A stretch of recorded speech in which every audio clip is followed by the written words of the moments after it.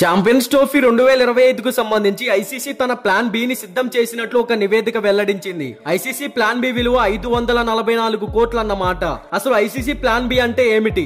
పూర్తి వివరాలు ఇప్పుడు తెలుసుకుందాం. ఛాంపియన్స్ ట్రోఫీకి పాకిస్తాన్ ఎలా సిద్ధమైంది? ఇప్పుడైతే ఈ విషయంపై ఏమీ చెప్పలేకుండా ఉంది. భారత జట్టు పాకిస్తాన్ కు వెళ్లి ఛాంపియన్స్ ట్రోఫీ ఆడేందుకు నిరాకరిస్తే పాకిస్తాన్ క్రికెట్ బోర్డు ఏం చేస్తుంది? దీనికి సంబంధించిన పాక్ సన్నాహాలు సందిగ్ధంగా మారాయి. అయితే ఈ విషయంపై ఐసీసీ సన్నద్ధమవుతోంది. ఇప్పటికే సన్నాహాలు పూర్తి చేసింది. ఛాంపియన్స్ ట్రోఫీ ఆడేందుకు టీమిండియా పాకిస్తాన్ కు వెళ్లకపోతే ఇలాంటి పరిస్థితిని ఎదుర్కొనేందుకు ఐసీసీ 544 కోట్ల ప్లాన్ బి తో సిద్ధంగా ఉంది.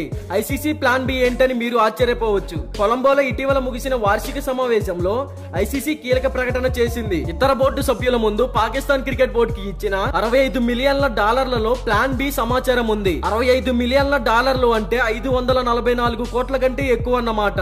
కొలంబోలో జరిగిన ఏజీఎం సమావేశంలో ఐసీసీ పాకిస్తాన్ కు $65 మిలియన్ అంటే 544 కోట్లకు పైగా అందజేసినట్లు సమాచారం. ఛాంపియన్స్ ట్రోఫీ 2025 నిర్వహణ కోసం ఈ మొత్తాన్ని పాకిస్తాన్ కు అందించారు. క్రిక్ బజ్ నివేదిక ప్రకారం ఈవెంట్ కోసం పాకిస్తాన్ క్రికెట్ బోర్డు అందుకున్న మొత్తం టోర్నమెంట్ కోసం భారతదేశం పాకిస్తాన్ కు వెళ్లకపోవడం వల్ల అయ్యే ఖర్చులను కూడా కవర్ చేస్తుందంట. అంటే పాకిస్తాన్ క్రికెట్ బోర్డు కి ఇంకా డబ్బుని అందించనుంది. ఇది పాకిస్తాన్ వెలుపల వేరే వేదికల్లో టీమిండియా మ్యాచ్లు నిర్వహించగలదు. వచ్చే ఏడాది ఫిబ్రవరి మార్చిలో ఛాంపియన్స్ ట్రోఫీకి పాకిస్తాన్ ఆతిథ్యం ఇస్తుంది. ఇందుకోసం పాకిస్తాన్ లో స్టేడియాల పునరుద్ధరణ పనులు ప్రారంభమయ్యాయి. ముసాయిదా షెడ్యూల్ ప్రకారం భారత మ్యాచ్లు లాహోర్ లో జరగాల్సి ఉంది. టోర్నీలో పాకిస్తాన్, బంగ్లాదేశ్, న్యూజిలాండ్ లతో కలిసి భారత్ గ్రూప్ ఏ లో చోటు దక్కించుకున్నాయి. ముసాయిదా షెడ్యూల్ ప్రకారం ఫిబ్రవరి 20న బంగ్లాదేశ్ తో తొలి మ్యాచ్ ఆడనుంది. దీని తర్వాత ఫిబ్రవరి 23న న్యూజిలాండ్ తో తలబడనుంది. కాగా చివరి మ్యాచ్ మార్చి 1న చిరకాల ప్రత్యర్థి అయిన పాకిస్తాన్ తో జరగనుంది.